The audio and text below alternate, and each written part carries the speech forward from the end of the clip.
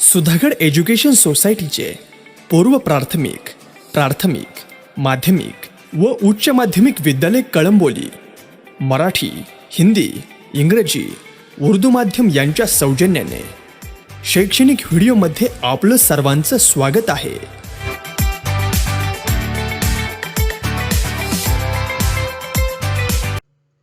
My dear students, this video is for 10th standard of semi-English medium students. Subject Science and Technology Part 1, Lesson number 8, Metallurgy. This is third video out of 5 videos of this lesson. In this video, we are going to learn occurrence of metals and basic principles of metallurgy, in that concentration of ores and extraction of metals. Let us see about metallurgy. First we see the definition of metallurgy. The science and technology regarding the extraction of metals from ores and their purification for the use is called metallurgy. खनिजांपासून धातूंचे extraction म्हणजेच निष्कर्षण आणि उपयोगासाठी purification शुद्धीकरण या संबंधीचे विज्ञान आणि तंत्रज्ञान याला म्हणायचं मेटॅलर्जी किंवा धातू विज्ञान. The science and technology regarding the extraction of metals from ores and their purification for the use is called metallurgy. Now let us see occurrence of metals. Most metals being reactive do not occur in nature in free state but are found in combined state as their salt, such as oxides, carbonates, sulfides and nitrates. बरेच असे धातू आहेत, metal आहेत की ते निसर्गामध्ये शुद्ध स्वरूपात सापडत नाही. मोस्ट मेटल्स बिंग रिएक्टिव्ह, कारण ते क्रियाशील आहे. Most metals being reactive do not occurs in nature in free state but are found in combined state. परंतु ते त्यांच्या ऑक्साईडच्या स्वरूपात सापडतात किंवा कार्बोनेटच्या, सल्फाइड्स आणि नायट्रेट्स या क्षारांच्या रूपात संयुग अवस्थेमध्ये ते सापडतात. However, the most unreactive metals that are not affected by air, water and other natural factors like silver, gold, platinum generally occurs in free state. आता जे धातू अनरिएक्टिव्ह आहेत, अनरिएक्टिव्ह मेटल्स म्हणजे काय की ज्यांची हवेबरोबर अभिक्रिया होत नाही, पाण्याबरोबर होत नाही आणि इतर जे नैसर्गिक फॅक्टर्स आहेत, घटक आहेत, त्यांच्या बरोबर त्यांची क्रिया होत नाही, अभिक्रिया होत नाही, त्यांना अनरिएक्टिव्ह मेटल्स असं म्हणतात. ते कुठले? गोल्ड आहे, सिल्वर आहे, प्लॅटिनम आहे आणि म्हणून हे निसर्गामध्ये मुक्त अवस्थेमध्ये सापडतात. However, the most unreactive metals that are not affected by air, water and other natural factors like silver, gold, platinum generally occur in free state. The compounds of metals that occurs in nature along with impurities called minerals. धातूंची जी संयुगे अशुद्ध सहित, impurities अशुद्धी सहित निसर्गामध्ये सापडतात त्यांना खनिजे असं म्हणतात. Compounds of metals that occur in nature along with the impurities are called minerals. The minerals from which the metals can be separated economically are called ores. ज्या खनिजांपासून सोयीस्करपणे आणि फायदेशीररित्या धातू वेगळा करता येतो त्यांना धातू असं म्हणतात. म्हणजे ओर धातुके असं म्हणतात. ओर्स, ओर्स म्हणजे काय? धातुके. द मिनरल्स फ्रॉम विच, ज्या खनिजांपासून the metals can be separated economically फायदेशीररित्या धातू वेगळा करता येतो त्यांना काय म्हणायचं, ओर्स असं म्हणायचं. The minerals from which the metals can be separated economically are called ores. Ores contain many types of impurities. अनेक प्रकारच्या अशुद्धी या ओर्स मध्ये मिसळलेल्या असतात किंवा धातुकांमध्ये धातूच्या संयुगांबरोबरच काय असतं, such as soil, sand, rocky substances, माती असते, वाळू असते, खडकीय पदार्थ असतात, along with the metal compounds. These impurities are called गँग. या ज्या अशुद्धी आहेत, आता या धातूच्या कंपाऊंड बरोबर ज्या या अशुद्धी आहेत, सॉइल असेल, सँड असेल, रॉकी सबस्टन्सेस असेल, याला काय म्हणायचं, गँग असं म्हणायचं. Metals can be extracted from their ores by means of various methods of separation. विविध पद्धतींनी मेटल्स ओर्स पासून वेगळं केलं जातं किंवा त्याचं निष्कर्षण केलं जातं. एक्स्ट्रॅक्टेड, निष्कर्षण केलं जातं. The process of extraction of metal in pure state from the ore is also a part of metallurgy. जी पद्धत आहे, मेथड आहे किंवा प्रोसेस आहे की मेटल त्याच्या ओर्स पासून वेगळा करणे, एक्स्ट्रॅक्शन करणे, हा मेटॅलर्जीचा एक भाग आहे, धातू विज्ञानाचाच एक भाग आहे. Ores are taken out from the mines and the gang is usually separated from the ore at the site itself by various methods. Ores are taken out from the mines. Mines म्हणजे काय, खाणी. खाणीमधून or बाहेर काढल्यानंतर त्याच ठिकाणी त्या साइटवरच गँग वेगळी केली जाते, वेगवेगळ्या पद्धतींनी वेगळी केली जाते. Ores are taken out from the mines and the gang is usually separated from the ore at the site itself by various methods. Then the ores are carried out to place where metals are produced. ज्या ठिकाणी धातूंची ores पासून निर्मिती केली जाते त्या ठिकाणी ती carried out केली जाते. Their metals are extracted in pure form. आणि त्या ठिकाणी धातूचं शुद्ध धातूमध्ये निष्कर्षण केलं जातं. Then metals are further purified by different methods of purification. त्यानंतर धातूला शुद्धीकरणाच्या वेगवेगळ्या पद्धती वापरून पुन्हा त्याचं शुद्धीकरण केलं जातं. ही जी संपूर्ण प्रोसेस आहे त्याला मेटॅलर्जी असं म्हणतात. This entire process is called metallurgy. Let us see basic principles of metallurgy. Pure metal is obtained from the ore by the following stages. आता आपण ओर पासून प्युअर मेटल मिळवण्याच्या ज्या स्टेजेस आहेत त्या स्टेजेस आपण पाहणार आहोत. First stage is concentration of ores. The process of separating गँग from the ore is called concentration of ores. Ores मधून गँग वेगळी करणे किंवा मृदा अशुद्धी वेगळी करणे ही जी प्रोसेस आहे याला कॉन्सन्ट्रेशन ऑफ ओर्स असं म्हणतात. द प्रोसेस ऑफ सेपरेटिंग गँग from the ores is called concentration of ores. In this process the concentration of the compound of the desired metal is increase. या प्रोसेस मध्ये जो metal extract करायचा आहे त्या मेटलच्या कंपाऊंडचं प्रमाण हे वाढवण्यात येतं. Various ways are use for this purpose. याच्यासाठी वेगवेगळे मार्ग अवलंबले जातात.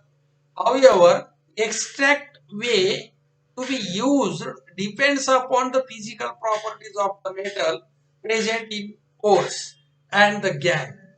आता गँग किंवा ओरचे भौतिक गुणधर्म कोणते आहेत त्याच्यावर कोणती पद्धत अवलंबवायची हे डिपेंड असतं. It is also depend upon the reactivity of metals and facilities available for the purification. Purification करण्यासाठी कोणती साधनं आपल्याकडे उपलब्ध आहेत किंवा कुठले मार्ग आपण वापरू शकतो याच्यावरही या गोष्टी डिपेंड असतात. त्याचप्रमाणे जो मेटल आपल्याला एक्सट्रॅक्ट करायचा आहे तो त्याची रिॲक्टिव्हिटी किती आहे या गोष्टीचाही या ठिकाणी विचार केला जातो. Various factors that could be responsible for the environmental pollutions are also considered. सहतीकरण करताना म्हणजेच कॉन्सन्ट्रेशन करताना पर्यावरणाचं प्रदूषण होतील असे काही कारणीभूत अशा विविध बाबींचा पर्यावरणाच्या प्रदूषणावर त्याचा परिणाम होईल की नाही या गोष्टींचाही विचार केला जातो. Some general methods for the concentration of ores as follows. काही ज्या सामान्य पद्धती आहेत सहतीकरणाच्या त्या आता आपण पाहणार आहोत. First method of concentration of ores is separation based on gravitation. गुरुत्वीय विलगीकरण पद्धत. The heavy particles of ores can be easily separated from the light particles of gangue by the gravitational method. ओअर्सचे जे हेवी पार्टिकल्स आहेत जड कण आहेत ते हलक्या कणांपासून या पद्धतीने सहज वेगळे केले जातात किंवा करता येतात. The process to carry out this separation are as follows. तर हे विलगीकरण करण्याची जी प्रक्रिया आहे खालील प्रमाणे बघा. पहिली मेथड आहे विल्फी table method. Now look at this figure. This is Wilfley table. बघा हा एक विल्फी टेबल दाखवला आहे. याच्यामध्ये एका तिरकस अशा पृष्ठभागावर या लाकडी फळ्या बसवलेल्या आहेत बघा उतारावर अशा पद्धतीने. आणि ह्या लाकडी फळ्यांच्या मध्ये त्या खाचा आहेत बघा आकृतीत दाखवलेलं आहे.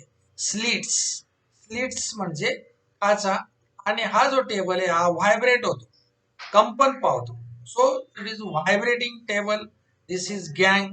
म्हणजे या मेथडने खनिज गाळून झाल्यावर म्हणजे आणि हे पावडर्ड ओव्हर पावडरच्या स्वरूपात जी ओव्हर आहे ती इथं टाकली जाते.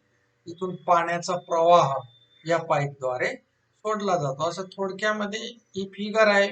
Figure of this is figure of Wilfley table method. So now we see what is Wilfley table method. In this method of separation the Wilfley table is made by fixing narrow and thin wooden rifts on inclined surface. म्हणजे तुम्हाला just सांगितलं बघा या लाकडी फळ्या असा उतार असलेल्या भागावर किंवा उताराच्या पृष्ठभागावर या लाकडी फळ्या ह्या लावलेल्या आहेत आणि ह्या लाकडी फळ्या लावून हे विल्फी टेबल तयार केलेलं आहे. The table is kept vibrating continuously. हे सतत कंपन पावत असतं असं व्हायब्रेट होत असतं. Powdered ore obtained from lumps of the ore using ball mills is poured on the table and a stream of water is also released from the upper side. या ठिकाणी या टेबलवर जे ओर टाकलं जाईल ते पावडरच्या स्वरूपात असेल. हे जे मोठ्या तुकड्यांच्या स्वरूपामध्ये जे ओर मिळेल ते बोल मिलचा वापर करून त्याचे पावडर तयार केली जाते आणि ती पावडर या विल्फी टेबलवर सोडली जाते आणि पाण्याचा प्रवाह हा वरून खालच्या दिशेने अशा पद्धतीने सोडला जातो.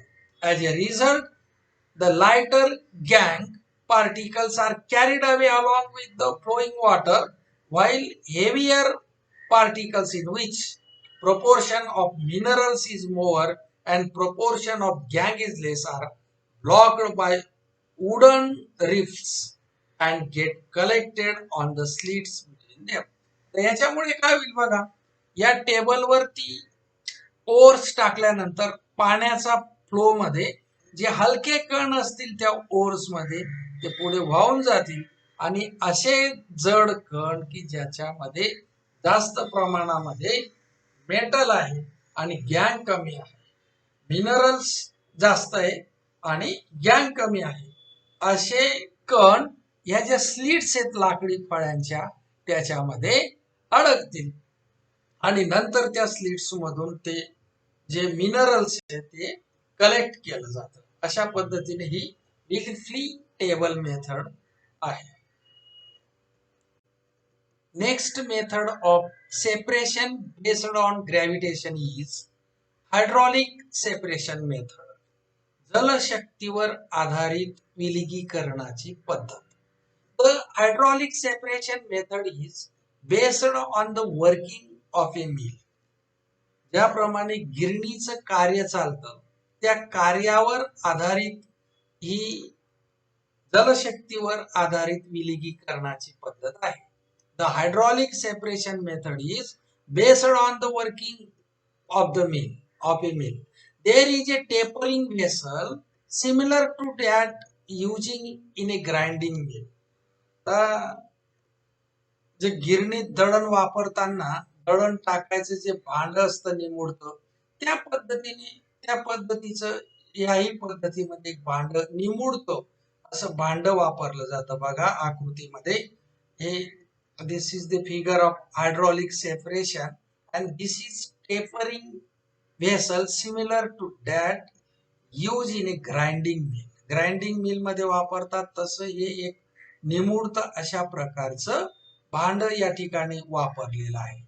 It opens in A tank like container that is tapering on the lower side. ते खाली एक हौद आहे बघा, त्या हौदामध्ये ते खाली उघडतंय त्याचं तोंड. या भांड्याचं तोंड इकडे खाली हौदामध्ये उघडतंय बघा या पद्धतीने. The tank has It opens in a tank-like container that is tapering on the lower side. The tank has an outlet for water on the upper side. हे बघा याच भांड्याला या वरच्या बाजूला एक आउटलेट काढलेला आहे. The tank has an outlet for water on the upper side and water inlet on the lower side. बघा या भांड्याच्या लोअर साइडला वॉटर इनलेट होतं म्हणजे पाणी आतमध्ये येणार आणि हा जो आउटलेटचा पाईप आहे याच्यातून पाणी बाहेर जाणार. Finally ground ore is release in the tank. म्हणजे काय केलं जातं बघा, सुरुवातीला हे जे भांड आहे याच्यामधून पावडर्ड ओर जे आहे किंवा ग्राउंड म्हणजे दळलेली म्हणजे थोडक्यात बारीक स्वरूपातली ओर ही या भांड्यामध्ये टाकली जाते, ओर केली जाते किंवा रिलीज केली जाते. Finally, ground ore is released in the tank. A forceful jet of water is introduced in the tank from the lower side. जे सुरुवातीला काय केलं जाईल, ओर या भांड्यामध्ये टाकल्यानंतर हा जो इनलेटचा पाईप आहे याच्यामध्ये पाण्याचा जोराचा प्रवाह हा आतमध्ये सोडला जाईल. जेटफुल ए फोर्सफुल जेट ऑफ वॉटर, जे पाण्याचा जास्त दाब असलेला पाण्याचा प्रवाह इथं सोडणार. Water is introduced in the tank from the lower side. गँग पार्टिकल्स आर लाइटर. गँगचे जे पार्टिकल्स आहेत, कण आहेत, अशुद्धीचे कण आहेत ते हलके असतात. गँग particles are lighter and therefore they flow out along the water jet from the outlet on the upper side of the tank and get collected separately. याच्यामुळे काय होईल, या गँगचे जे कण आहेत अशुद्ध आणि हलके असतात ते म्हणून या पाण्याच्या प्रवाहाबरोबर आउटलेट मधून ते बाहेर पडतील आणि सेपरेटली एका ठिकाणी ते आपल्याला कलेक्ट करता येतील. At the same time the heavy particles of the or, या ओर मध्ये जे हेवी पार्टिकल्स असतील, लाईट पार्टिकल या आउटलेट मधून बाहेर पडले आणि जे हेवी पार्टिकल्स असतील ते त्या टँक मध्ये खाली बसतील. At the same time heavy particles of the ore are collected at the bottom from the lower side of the tank. In short, आता जड कण इकडे खाली बसले या टँक मध्ये आणि हलके कण बाहेर या आउटलेट मधून दुसऱ्या बाजूला आपल्याला कलेक्ट करता आले. In short, this method is based on the law of gravitation. गुरुत्वाकर्षणाच्या नियमावर आधारित अशी ही पद्धत आहे. wherein particles of the same size are separated by their weight with the help of water. जे समान आकाराचे कण त्यांच्या विशिष्ट वजनामुळे पाण्याच्या मदतीने आपल्याला या ओर मधून वेगवेगळे करता येतात. So this is the hydraulic separation method of separation based on gravitation. This is the one of the method of concentration of force. Second type of concentration of ores is magnetic separation method. चुंबकीय विलगीकरण method.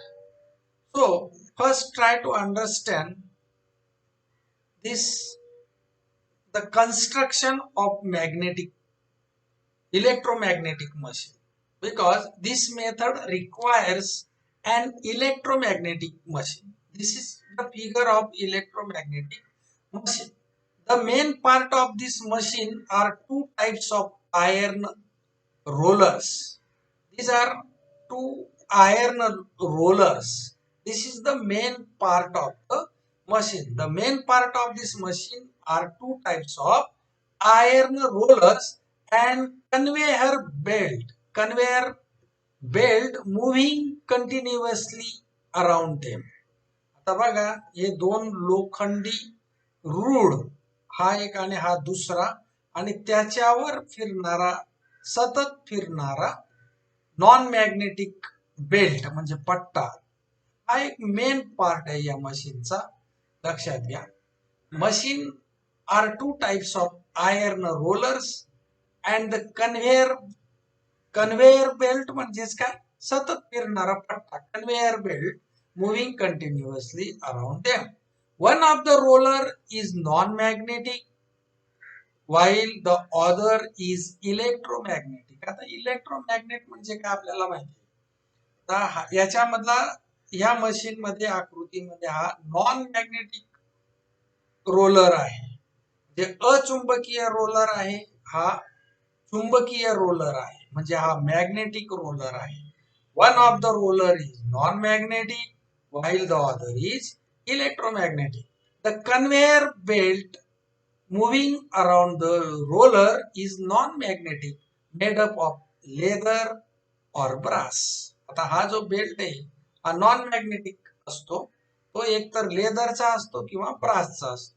The powdered ore is poured on the conveyor belt. आता बघा या हे जे भांड आहे tapering vessel टाइपच आहे बघा, याच्यातून ओर या बेल्टवर, कन्व्हेयर बेल्टवर सोडलं जातं, म्हणजे जो नॉन मॅग्नेटिक रोलर आहे त्याच्या बाजूला टाकलं जातं. The conveyor belt, the powdered ore is poured on the conveyor belt near the non-magnetic roller. जो ओर आहे ते नॉन मॅग्नेटिक रोलर जवळ टाकलं जातं.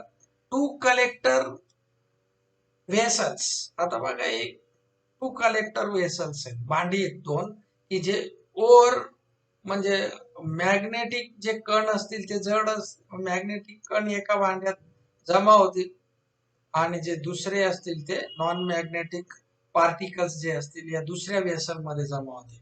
To collector vessels are placed below the magnetic roller. Magnetic रोलरच्या खाली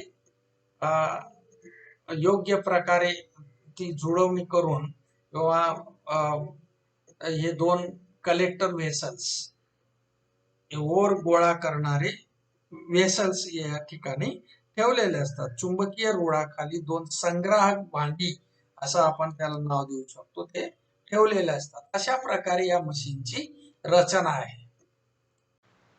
आता या फिगर मध्ये पहा बघा, हा नॉन मॅग्नेटिक रोलर आहे आणि हा मॅग्नेटिक रोलर आहे.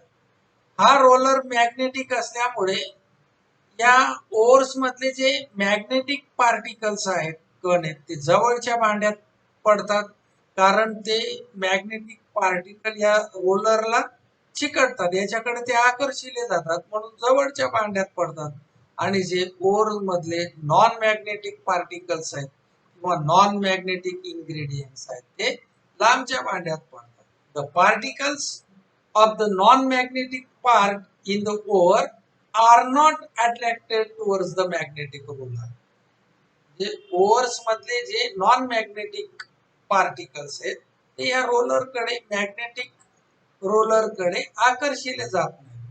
Therefore they are carried further along the bed and fall in the collector vessel placed away from the magnetic roller. At the same time, the particles of magnetic ingredients of the ore stick the magnetic roller and therefore fall in the collector vessel near the magnetic roller. आणि or मध्ये जे magnetic ingredients आहेत ते magnetic रोलरला चिकटतात आणि त्या रोलरच्या जवळ ठेवलेल्या भांड्यामध्ये ते कलेक्ट होतात. In this way the magnetic and non-magnetic ingredients in the ore can be separated depending on their magnetic nature. अशा प्रकारे ओर मध्ये असलेले मॅग्नेटिक आणि नॉन मॅग्नेटिक इन्ग्रेडियंट्स त्यांच्या नेचर नुसार ते वेगवेगळे करता येतात. For example cassiterite is a tin ore. Cassiterite हे टीन ओर आहे. It contains mainly the non-magnetic ingredient stannic oxide. त्यामध्ये स्टॅनिक ऑक्साइड हे नॉन मॅग्नेटिक आहे and the magnetic ingredient ferrous tungsten. Magnetic ingredient हे ही पद्धत वापरून वेगवेगळे केले जातात. These are the separated by the electromagnetic method. Third type of concentration of ores is Froth flotation method. The Froth flotation method is based on two opposite properties, hydrophilic and hydrophobic of the particles. फेन तरण पद्धत, Froth flotation method म्हणजे फेन तरण पद्धत ही आता काही ओर्सचे काही कणांचे गुणधर्म हे hydrophilic असतात. हायड्रोफिलिक म्हणजे जलस्नेही आणि हायड्रोफोबिक म्हणजे जलविरोधी असे दोन वेगवेगळे गुणधर्म ओर्स मधील काही कणांचे असतात. The froth flotation method is based on two opposite properties hydrophilic and hydrophobic of the particles. Ores मधले जे कण आहेत त्यांचे हे जे दोन परस्पर विरोधी गुणधर्म आहेत हायड्रोफिलिक आणि हायड्रोफोबिक याच्यावर आधारित या दोन गुणधर्मांवर आधारित ही फ्रोथ फ्लोटेशन मेथड आहे. Here the particles of the metals sulfides due to their hydrophobic property get weighted mainly with oil. आता याच्यामध्ये जे मेटल्स सल्फाइड्स मेटलचे सल्फाइड्स जे असतात त्यांचे कण त्यांचा जो हा गुणधर्म आहे हायड्रोफोबिकचा त्याच्यामुळे ते तेलाने भिजतात. तर जे हायड्रोफिलिक आहेत ते पाण्याने भिजतात. While due to the hydrophilic property of gangue particles get weighted with water. आणि जे गँग पार्टिकल्स आहेत ते हायड्रोफिलिक असतात म्हणून ते पाण्याने भिजतात. By using these properties, certain ores are concentrated by Froth flotation method. तर या गुणधर्माचा वापर करून काही विशिष्ट अशा ओर्स जे आहेत त्यांचं कॉन्सन्ट्रेशन करण्यात येतं. Let us try to understand the work of Froth flotation method. For it, try to understand the machine of this method. This is the big container, and in this big container water is added, water is filled in this big container and some amount of pine oil is added here. So this is container, this is the outlet for gangue and this is the pipe for air supply. This is the air supply pipe This is agitator. This is the construction of this machine. In this method, the finally ground ore is put into a big tank containing ample amount of water.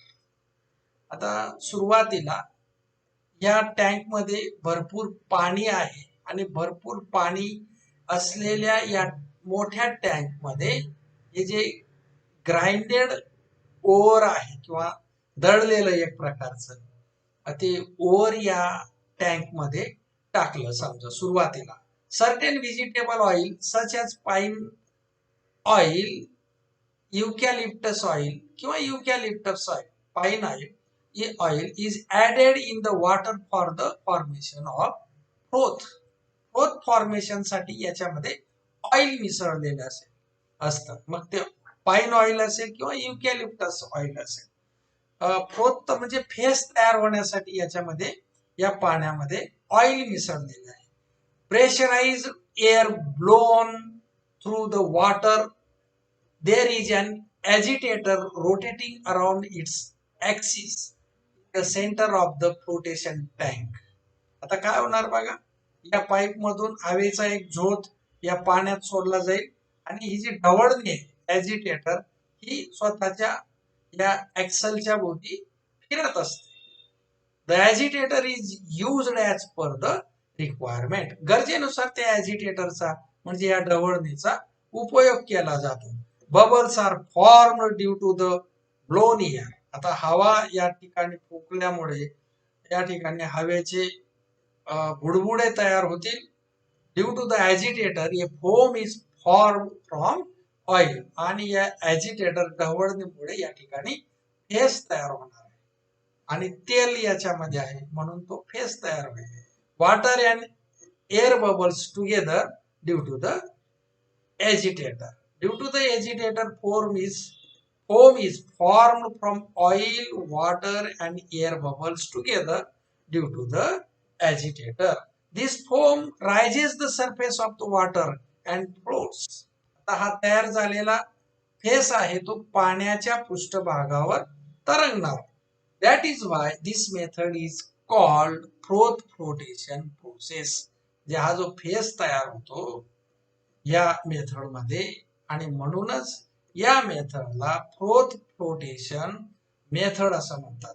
Particles of certain sulphides are float with the foam on water as they preferentially get wetted by the oil. ऑइलमुळे जे कण भिजतात, ऑइलमुळे जे कण ओव्हरचे जे कण तेलाने भिजतात, ऑइलने भिजतात, ते या फेस मध्ये तरंगतात. Particles of certain sulphides are float with the foam on water as they preferentially get wetted by oil. For example, this method is use for the concentration of zinc blende and copper pyrite. Copper pyrite आणि zinc blende यांच्या concentration साठी ही method वापरण्यात येते. Fourth method of concentration of ores is leaching. The first step in the extraction of metals, aluminium, gold and silver from their ores is the method of leaching. Aluminium, सोने, चांदी हे जे धातू आहेत या धातूंचं निष्कर्षणाची किंवा एक्स्ट्रॅक्शन करण्याची पहिली पायरी म्हणजे leaching. In this method, the ore is soaked in a certain solution for long time. या पद्धतीमध्ये धातू एखाद्या निवडक अशा द्रावणामध्ये बराच वेळ भिजत ठेवलं जातं. The ore dissolves in that solution due to a specific chemical reaction. ठराविक केमिकल रिएक्शन मुळे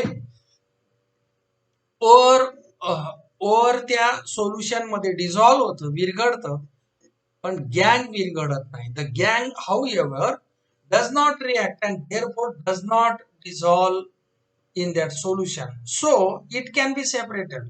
आणि म्हणून ही गँग ओर पासून वेगळी करता येते कारण त्या सोल्युशन मध्ये ओर विरघळतं किंवा डिझॉल्व्ह होतं आणि गँग डिझॉल्व्ह होत नाही आणि म्हणून गँग त्या सोल्युशन मधून वेगळी करता येते.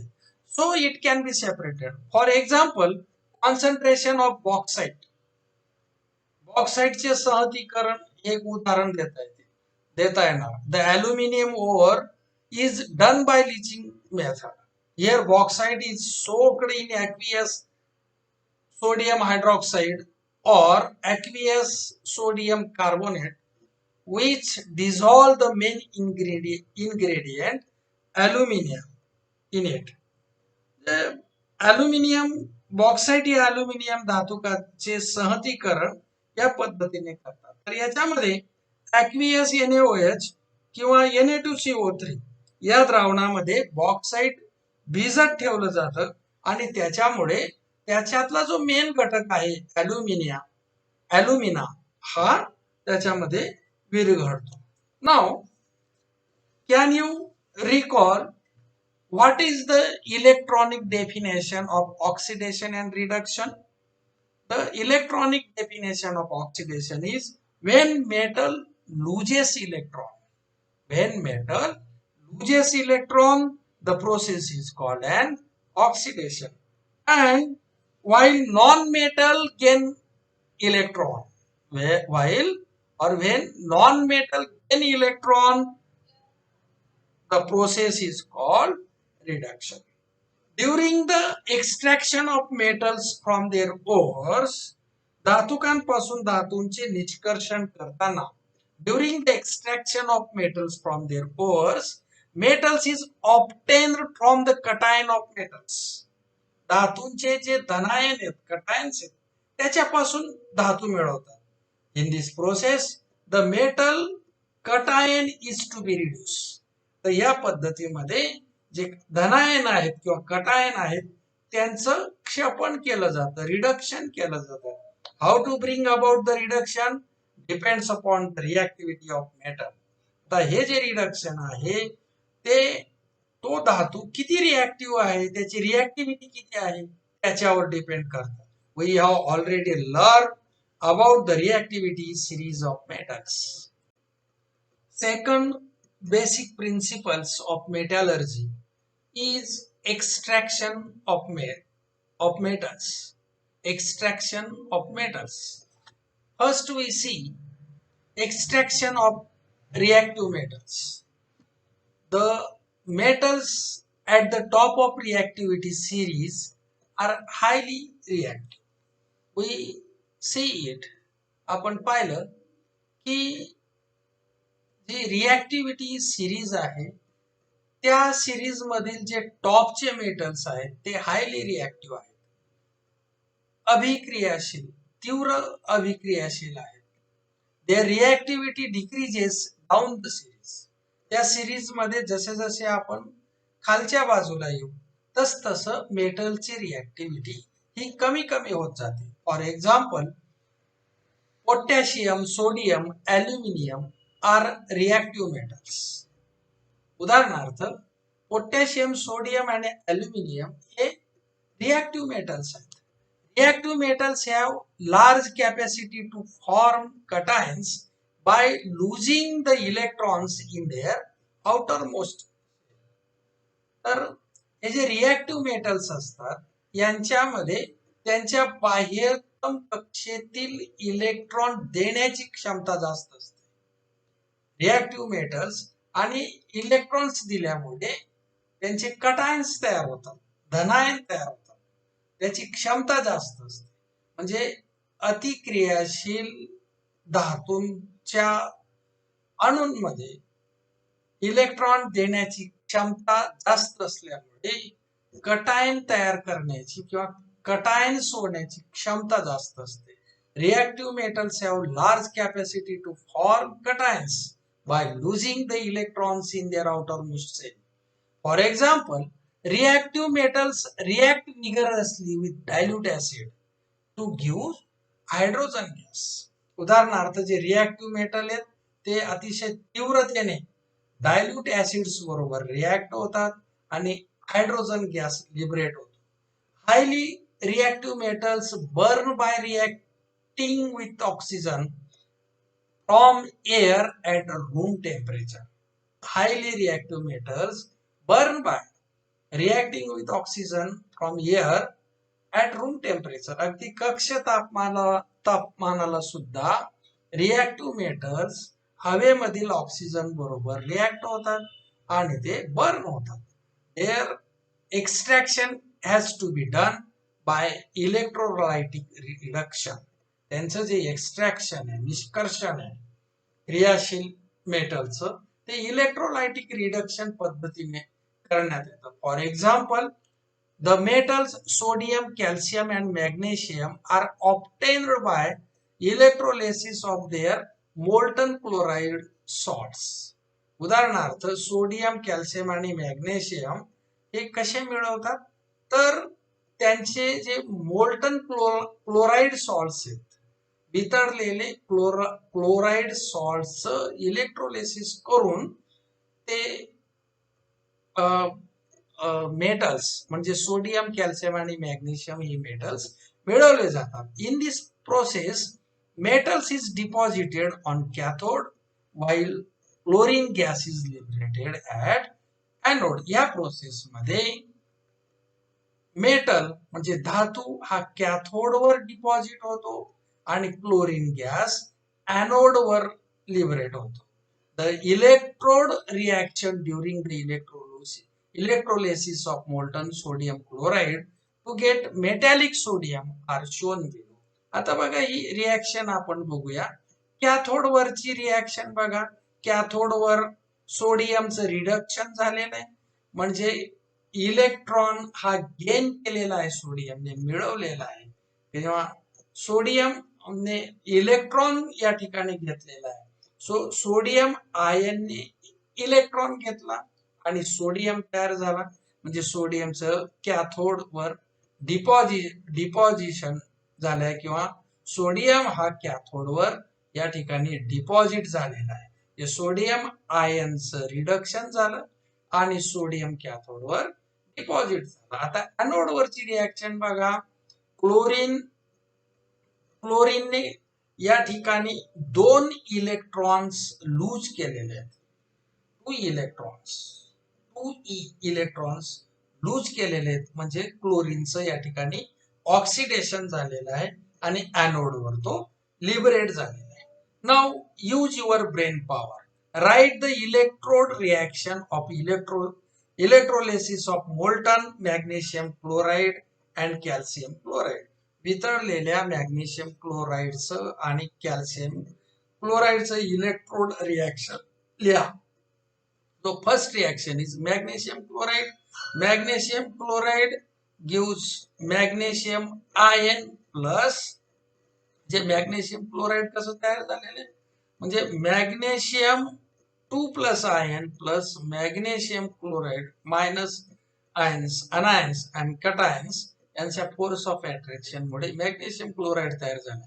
आता इथं एनोड कॅथोडवर रिएक्शन कशी झाली, +2 आयन्स, मॅग्नेशियम आयनने 2 इलेक्ट्रॉन्स या ठिकाणी घेतले आणि मॅग्नेशियम तयार झालेला आहे. म्हणजे अशा प्रकारे एक्सट्रॅक्शन ऑफ मॅग्नेशियम. कॅथोडवर हा धातू डिपॉझिट झालेला आहे आणि एनोडवर क्लोरीन गॅस हा लिबरेट झालेला आहे. त्याचप्रमाणे बघा calcium chloride at the cathode आयनने 2 इलेक्ट्रॉन्स या ठिकाणी घेतले आणि कॅल्शियम तयार झाला, म्हणजे कॅल्शियम हा कॅथोडवर डिपॉझिट झाला आणि एनोडवर हा क्लोरीन गॅस हा लिबरेट झालेला आहे. Dear students, this is enough for this video. Remaining part of the lesson we will learn in our next video. Thank you.